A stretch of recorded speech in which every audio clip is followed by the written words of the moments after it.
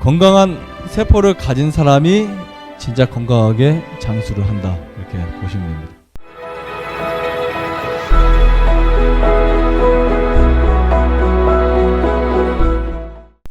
그러기 위해서 우리가 알아야 되는 것도 하나가 있어요.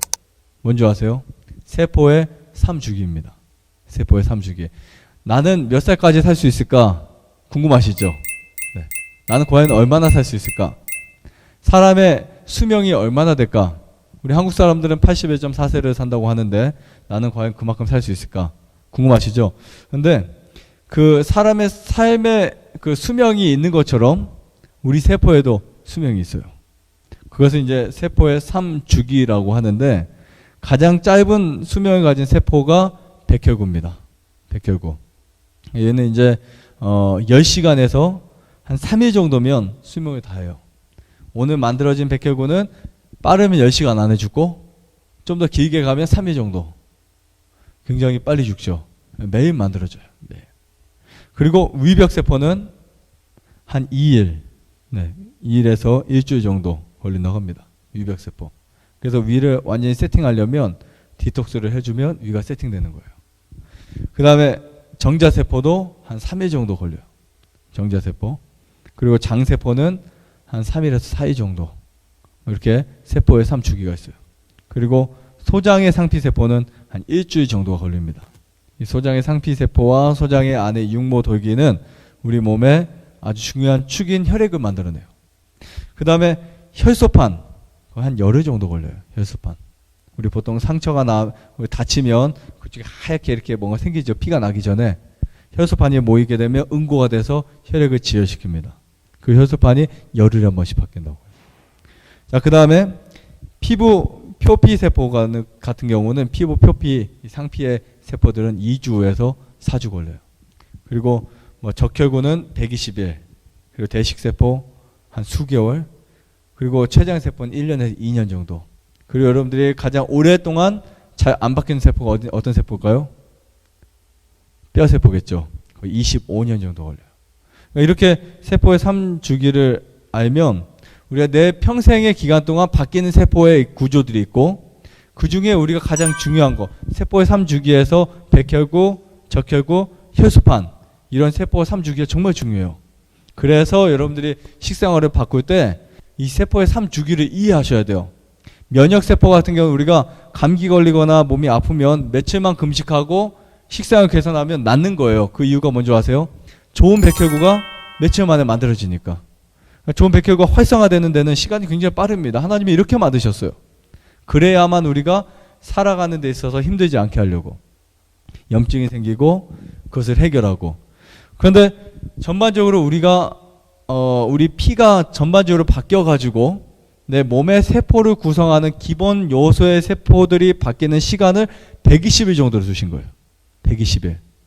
근데 이 기간은 뭐냐면 적혈구가 바뀌는 시간이에요. 림프 같은 경우는 거의 2개월, 1년 걸리지만 적혈구는 그래도 한 1년 안에 웬만하면 해결이 됩니다.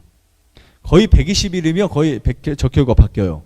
적혈구가 혈액의 기본이거든요. 자, 그런데 우리가 보통 혈액이 깨끗해졌어요. 디톡스를 하거나 좋은 음식 먹어서 혈액이 이제 아주 깨끗해집니다. 그러면 이제 그 깨끗한 혈액을 보고 이제 나가서 고기 먹어도 되겠구나.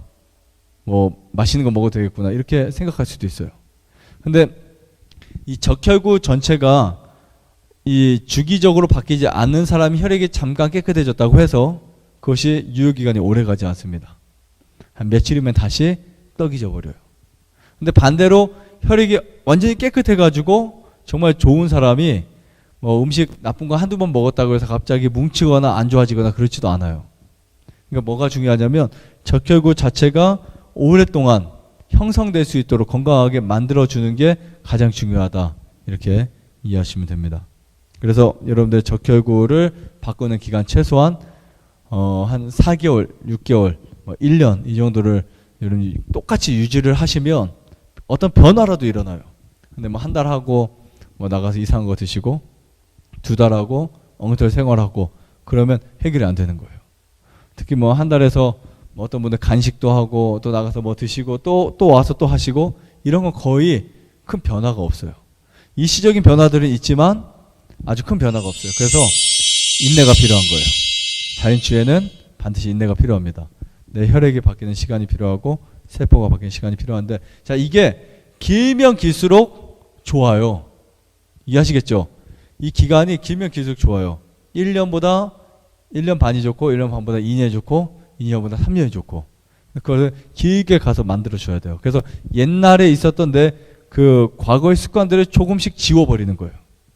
우리 보통 눈길에서 이렇게 자전거를 한번 쭉 타면 처음에는 가기 힘들잖아요. 그렇죠? 밀려가지고. 근데 한번 길을 내놨던 곳에 눈이 좀 쌓여도 또 가기 쉬워요, 어려워요? 어렵지 않죠? 쉽죠? 그 이유는 뭘까? 한번 밟아놔서 그래요. 눈이 덮여서 표면상은 이렇게 비슷해 보이는데 갔던 그 길을 가면 훨씬 쉬워지거든요. 내가 어렸을 때 자전거를 엄청 잘 탔는데 자전거를 탈 수 있는 기회가 이제 안 돼가지고 10년, 20년 혹은 30년 동안 자전거를 안 탔어요. 그래서 이제 자전거를 타려고 보니까 생각보다 쉽지 않아요. 맞죠? 막 넘어질 것 같고 중심 잡기 힘들어요. 그런데 우리 몸은 신기하게 옛날에 내가 탔던 그 기억을 하고 있어요. 몇 번 이렇게 하다 보면 타지는 거예요. 한 번도 안 탔던 사람은 타기 힘들지만 한 번 어렸을 때 탔던 사람들은 다시 타기는 쉽습니다. 마찬가지로 내가 병에 걸렸다면 한 번 걸렸던 그 습관들, 그 과정들을 몸이 잘 알고 있기 때문에 충분히 여러분들이 자연치유를 아주 잘 해주시는 거 중요하다고 생각을 합니다.